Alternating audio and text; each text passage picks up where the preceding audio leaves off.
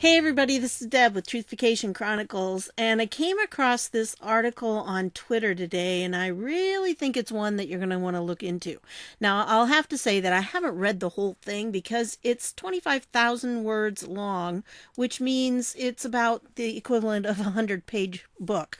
So I haven't gotten through all of it yet. I'm a pretty slow reader, but what I've gotten into, I think you're going to want to hear this, okay? So I'm going to give you a little bit of an overview of some of it, and let me start with this. After leaving the Washington Post in 1977, Carl Bernstein spent 6 months looking at the relationship of the CIA and the press during the Cold War years. His 25,000-word cover story, published in Rolling Stone on October 20th, 1977, is reprinted below. So understand that this is from 1977. Okay, that's a long time ago. And, I was still in high school then, so long time ago. But this has some pretty eye-opening stuff in it. Now, with this, because it's so long, and I only read parts of it, I don't want to read it all to you, obviously, because that would take too long. So I copied it over into a Word document. I thought it might be easier, because this way I could highlight it, the parts that I really wanted to cover, so I can scroll down a little faster. Even in this, it's 27 pages long. So let me just start with this. In 1953, Joseph Alsop, one of America's leading syndicated columnists, went to the Philippines to cover an election. He did not go because he was asked to do so by his syndicate. That's like the publication organization that runs his syndicated columns. He did not go because he was asked to do so by the newspapers that printed his column. He went at the request of the CIA. Alsop is one of more than 400 American journalists, now this was back in 1977, who in the past 25 years have secretly carried out assignments for the Central Intelligence Agency, according to documents on file at CIA headquarters. Some of these journalists' relationships with the agency were tacit, some were explicit. There was cooperation, accommodation, and overlap. Journalists provided a full range of clandestine services, from simple intelligence gathering to serving as go-betweens with spies in communist countries. Reporters shared their notebooks with the CIA. Editors shared their staffs. Some of the journalists were Pulitzer Prize winners, distinguished reporters who considered themselves ambassadors without portfolio for their country. Most were less exalted, foreign correspondents who found that their association with the agency helped their work, stringers and freelancers who were as interested in the daring do of the spy business as in filing articles, and the smallest category, full-time CIA employees masquerading as journalists abroad. In many instances, CIA documents show journalists were engaged to perform tasks for the CIA with the consent of the managements of America's leading news organizations. And then it goes on and it lists some of those news organizations, which I'm sure you're going to be totally shocked when you see these names. Columbia Broadcasting System, that's CBS.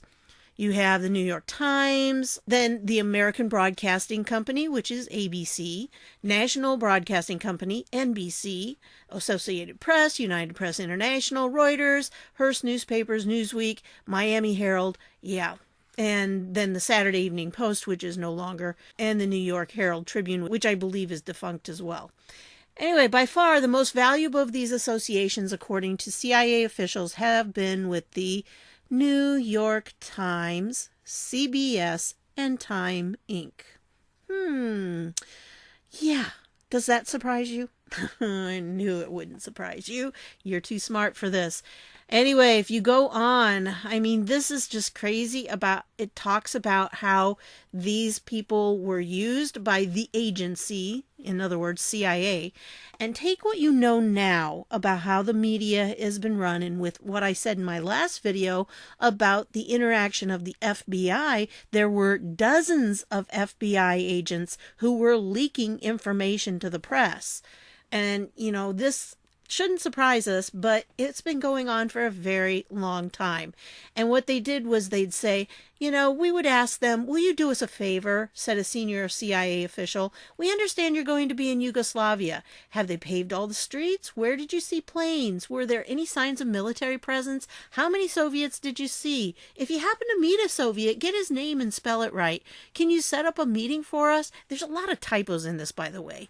Or relay a message? Many CIA officials regarded these helpful journalists as operatives.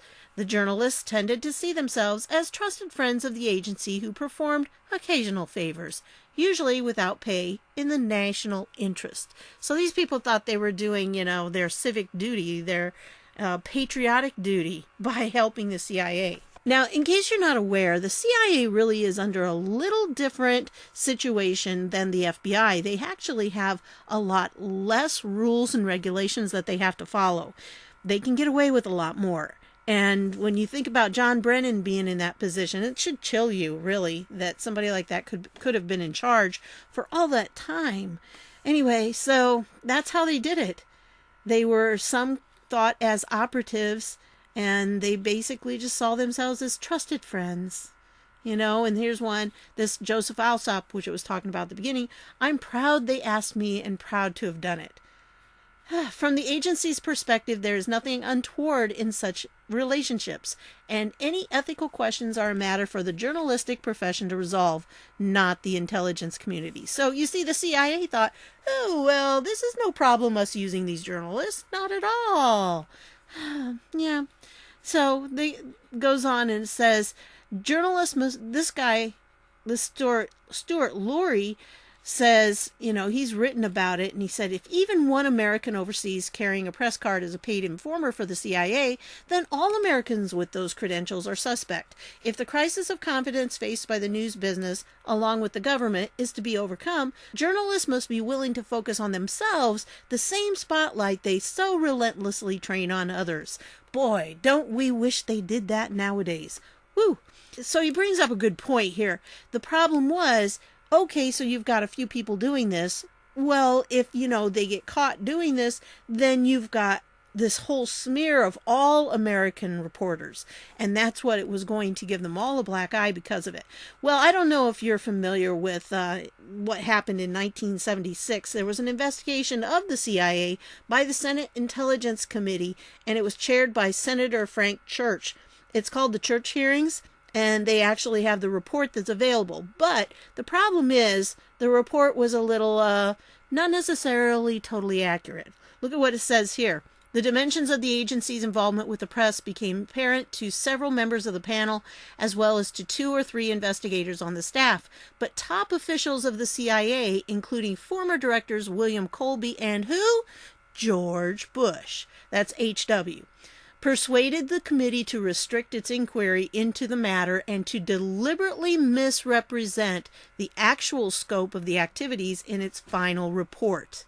Yep, that's what they were doing. The multi-volume report contains 9 pages in which the use of journalists is discussed in deliberately vague and sometimes misleading terms. It makes no mention of the actual number of journalists who undertook covert tasks for the CIA, nor does it adequately describe the role played by newspaper and broadcast executives in cooperating with the agency. Now, I've seen the information about this Church report. I studied it for my novel series that I'm working on because I realized that a novel is a piece of fiction. But I tell you what, when you do novels like mine that are kind of conspiracy thrillers, you want to make sure that you've got some meat to them too. So I did an awful lot of research on things. And this was one of the things that when I came across it, I was like, holy schmoly, what in the world has our government been doing? Our CIA is not a bunch of good people. Now, I can't say for all CIA agents, but I will tell you that the people that are running it, that were running it, I'm not saying Gina Haspel now, but the people that were running it, boy, they have a lot to answer for. They should have had to answer for it, but I don't think they did.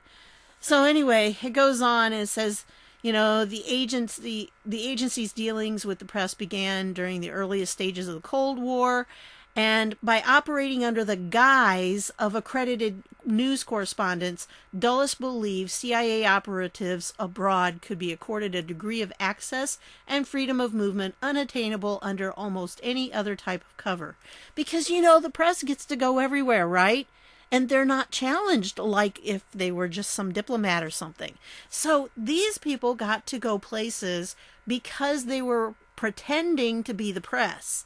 And more than that, there was a lot more to it that was going on. But anyway, American publishers, like so many other corporate and institutional leaders at the time, were willing to commit their resources of their companies to the struggle against global communism. They had this common enemy. Accordingly, the traditional line separating the American press corps and government was often indistinguishable.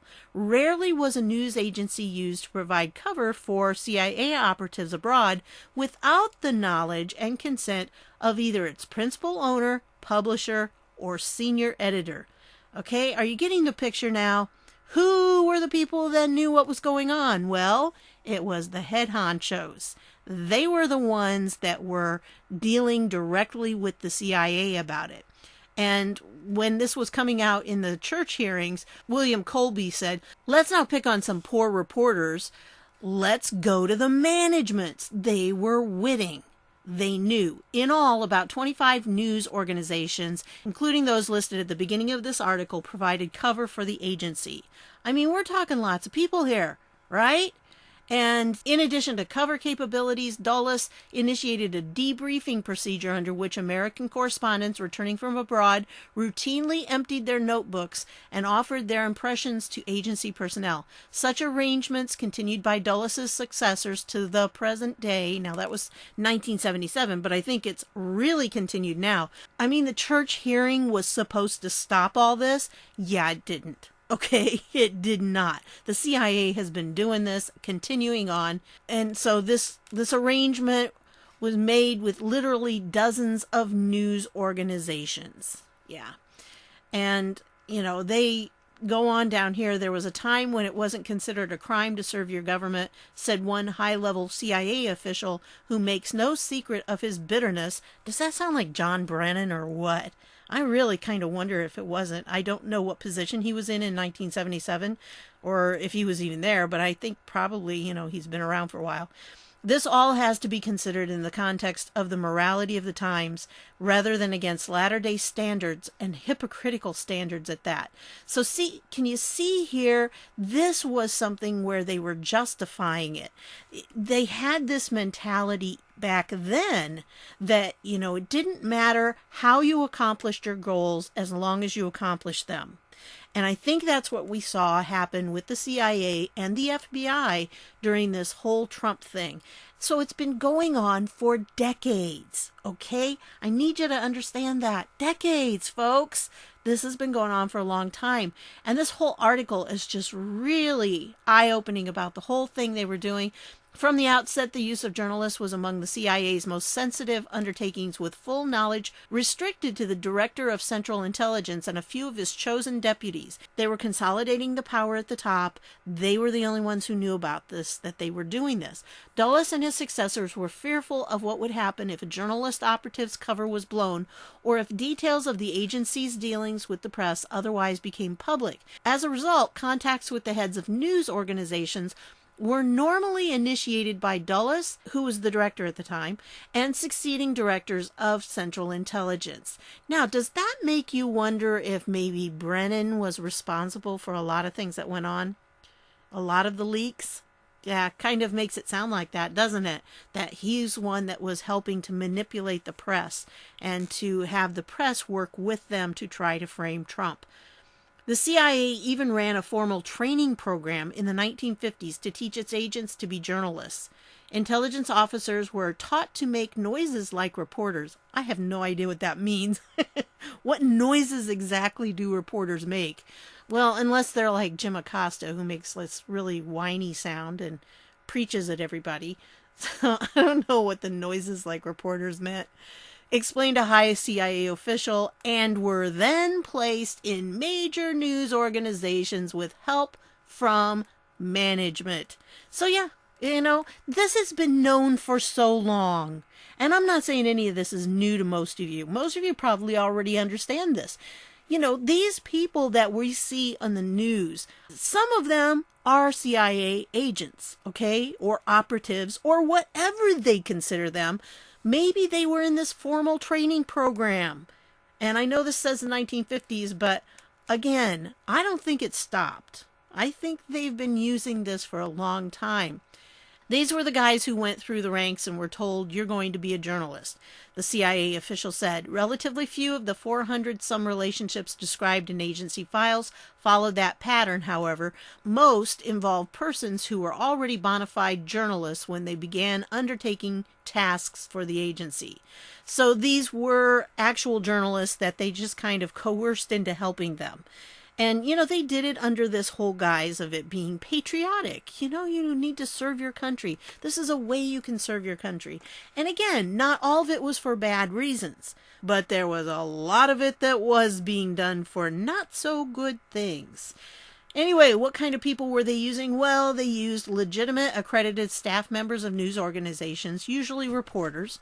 And the files show that the salaries paid to reporters by newspaper and broadcast networks were sometimes supplemented by nominal payments from the CIA. So folks, are you a taxpayer? Yeah, you've been paying for this. You've been paying for the CIA to get these journalists to send out propaganda. That's what you've been paying for. And we've seen some of them. So they were either in the form of retainers, travel expenses, or outlays for specific services performed. Almost all payments were made in cash. Gee, I wonder why that was. This just boggles my mind that this is how our government is run. Really, the more I read it, it was like, oh, I can't believe this. Anyway, we had these two guys. One's name was O'Leary and the other one was Hal Hendricks. And they were working with the CIA, of course. O'Leary maintains that his dealings were limited to the normal give and take that goes on between reporters abroad and their sources. CIA officials dispute the contention. There's no question Jerry reported for us, said one. Jerry did assessing and spotting of prospective agents, but he was better as a reporter for us. Referring to O'Leary's denials, the official added, I don't know what in the world he's worried about unless he's wearing that mantle of integrity the Senate put on you journalists. What the heck is that? The mantle of integrity the Senate put on you journalists. Shouldn't they have integrity anyway? The Senate had to put the mantle of integrity on them. I think he's referring to the church hearings here with that. But, what? Is it wrong of us to expect journalists to have integrity? I guess so. I don't know. That CIA agent sure did think that, it was the Senate's fault that they had integrity, I guess. I don't know. Oh. And so this was the O'Leary, and, he said he'd call him up and say something, and then they'd put it in the file. And so it was a back and forth type thing, The CIA was giving them information so they could write good stories, and then they would turn around and write the stories and get all the accolades for writing the stories. And he says, but I think they were more helpful to me as a journalist than I was to them. It's just crazy here. They were being paid. Okay, I don't know if you know anything about this terminology, stringers and freelancers. The stringers, when you're dealing with writing, usually are tied to one outlet, one publication, and when they need articles, they contact that person, say, hey, we need an article on such and such, and the person writes it for them. And so they're kind of like on a string, so they're more tied to that particular publication, whereas a freelancer can go anywhere. I mean, they just go wherever they can write an article and make money off of it. So that's how a freelancer works. Anyway, so most were payrolled by the agency. Yeah, they were payrolled by the agency under standard contractual terms. So their journalistic credentials were often supplied by cooperating news organizations. Some filed news stories, others reported only for the CIA. On some occasions, news organizations were not informed by the CIA that their stringers were also working for the agency. Again, there's lots of typos in here. It's just kind of weird. Anyway, Employees of so-called CIA proprietaries, during the past 25 years, the agency has secretly bankrolled numerous foreign press services, periodicals, and newspapers, both English and foreign language, which provided excellent cover for CIA operatives. Now, not only did that, but, they had these publications that they were using a lot of times to manipulate what was going on in different countries. So like they would have a publication like this says the Rome Daily American or whatever the publication was, and then it would put out whatever slant that the CIA wanted to put on the news. So they were controlling how people outside the United States, and it could be Americans that were living outside of the United States, expatriates, they were controlling what those people knew of what was going on in the United States. When you're overseas, and I lived in Paris for a few months, and it's like when you're overseas, you really want to know what's going on at home. But this was back in the day when computers were not so available. And so, calling home was long distance and it was a big time bill. So you didn't want to do that very often. And so when you were talking about this, getting information from home, you wanted to find any source that was available, but a lot of the sources you found were pretty skewed. And then, of course, the people that lived in those countries were relying on that to be accurate news. It wasn't. It was not accurate of what was really happening in the United States. It was very propaganda-ish. So, that's what they were doing right there. They had some of their own. They created their own press services so they could do that. Editors, publishers, and broadcast network executives. They were working with the executives, okay? Columnists and commentators, they were just picking up anybody because they were considered receptive to the agency's point of view on various subjects. Well, think about what the agency's point of view was under Brennan. Ooh. Hate Trump. Down with Trump. Only one occasion, according to several CIA officials, this Salzberg, who was in charge of the New York Times, was given a briefing paper by the agency which ran almost verbatim under the columnist byline in the Times. The CIA agent said, basically, this guy, we gave it to Cy as a background piece, and Cy gave it to the printers and put his name on it. So, and of course, Salzberg denies that. But, that's what they were doing. They would write stuff up. They would give it to these people as source material. So when it talks about these unnamed sources, guess who they might be? Yeah. And does that mean that it's necessarily true because it came from somebody in the CIA? No. It just means that's the version that the CIA wants to get out there. So anyway, this just goes on. Like this one, he was asked to sign a secrecy agreement, that Salzberg, for the New York Times. And a guy came around and said, you are a responsible newsman, and we need you to sign this if we are going to show you anything classified. What in the world were they doing showing news people classified information? Okay? Isn't that illegal? Last I knew, that was. And so, this guy says, I didn't want to get entangled and told them, go to my uncle, who was then the publisher of New York Times, and if he says to sign it, I will. His uncle subsequently signed such an agreement, Sulzberger said, and he thinks he did too, although he's unsure. I don't know, 20-some years is a long time. He described the whole question as a bubble in a bathtub. Oh yes, it's not important. They took it so cavalierly. That's what gets me. And this right here, they were talking about, more of it. And they were talking about who was closer and all this with these two brothers. There was Joseph and there was Stu. And, it says the founding fathers of the CIA were close personal friends of ours. See, this is the trick right here. They were close personal friends. We're talking about a good old boys club. And they would pick people that were good old boys and they could count on them to do what they asked them to do.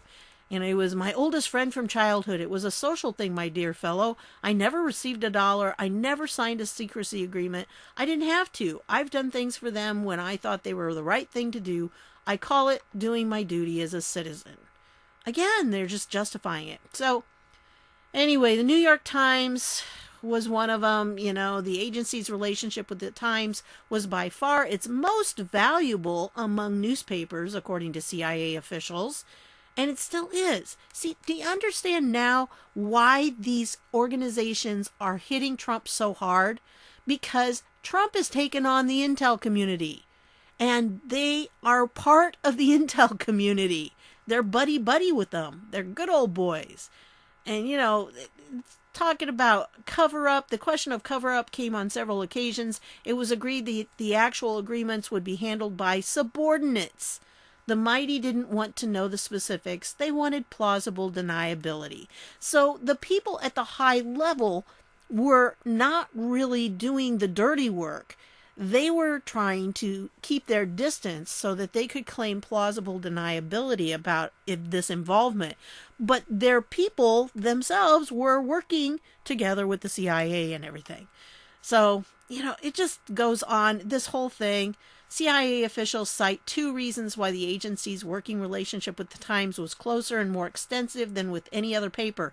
The fact that the Times maintained the largest foreign news operation in American daily journalism, and the close personal ties between the men who ran both institutions. I think that's a key. I'm not going to go on any more with this particular one, but I will take you back to the original article because there is a sidebar here. It's a rather extensive sidebar. I will not read all of it, but I think this gives us a clue as to why Brennan and Comey and those guys were so upset with the term spy, because I think this is how they define it. To understand the role of most journalist operatives, it is necessary to dismiss some myths about undercover work for American intelligence services. Few American agents are, quote, spies, in the popularly accepted sense of the term. Quote, spying, the acquisition of secrets from a foreign government. So in this sense, no, they didn't spy on Trump because they weren't acquiring secrets from a foreign government. They were acquiring secrets from our own government. Well, they were trying to, and it wasn't our government quite yet. It was from a candidate. They were covertly surveilling an American citizen and had no predicate for doing it. So yes, it was spying in our eyes, but see, in their eyes, it wasn't, because spying has to do with acquisition of secrets from a foreign government. So of course they're saying, well, no, we didn't spy, because they weren't doing that. But they were doing what we consider spying. Is almost always done by foreign nationals who have been recruited by the CIA and are under CIA control in their own countries. Thus, the primary role of an American working undercover abroad is often to aid in the recruitment and handling of foreign nationals who are channels of secret information reaching American intelligence. And, this sidebar is really interesting to read too. I mean, they just were using these journalists all the time. And I think they still are, We're still seeing CIA journalists in our organizations now, in our media. And this is what I think is going to be a huge thing that's going to be exposed. Because just like the church hearings, when the church hearings went on, people were aghast at what the CIA was doing. But it was still being tainted because you had the upper guys from the CIA who were trying to persuade them not to put all this out in the report. So they put it out in a rather misleading way. It wasn't real obvious. And when they were asked certain things in the hearing, there's actually recording of the hearing. And when they were asked things, they kind of hedged around it, as people often do in congressional hearings. But they were not necessarily saying it right out. But when they were asked certain questions, there was one time they were asked if they still had CIA assets working in our American media. And they went to the thing of saying, we don't want to discuss that in an open session. Yeah, we've heard that before, and that excuse. So then it went to a closed session, and of course, none of that got included in the report. So the report's kind of long, actually, and I'm going to dig in my files and see if I can find it. And if I can, I will link to it so you can download it and read it yourself if you want to. It was photocopied, into the record, the electronic record, so it's not in the most easily readable shape because it was from 1977, and we know that was a long time ago. Anyway, this was Carl Bernstein that did this. And this was his article. This is on his page, actually, his homepage, because this was a big article that he did, and it was pretty popular in 1977. So that's what I've got for you on this one. I really wanted to share it with you because I think this is such an important article for us to know about. All Americans need to understand just how close the relationship is between our intelligence community and the media. It's not something new. They've been in bed together for years. And the only thing we have now is to show the American people what's going on. And that's why we're seeing this right now. All of this hatred from the media, all of it from the intelligence community, at least the upper levels of the intelligence community, because they're working together on this. And they've been doing that for decades. And everything that they've been doing is manipulating the news that we see and how we perceive events that have been going on. So it is a shift in reality. If you listen to what they're saying and what the reality is, I think once we find out all this stuff, we're going to realize that, history was not as we've been taught, because the media has been lying to us for a long time. They've been used as propaganda, pure and simple. And I understand, Obama did that whole thing where it allowed propaganda. No, it was being used before then. And the church hearings clearly indicate that. So, yeah, it's been going on for a very long time. Read this article. Share this article. It's really a great article. It's kind of long, like I said, 25,000 words, but it really is something that will open your eyes in a new way to what was going on if you're not familiar with it already. Even though I knew the CIA was in bed with journalists, this gave me even more information that I didn't know. So I wanted to share that with you, and I hope you will share it with others liberally, because it needs to get out there. So thanks for stopping by, and I'll see y'all later.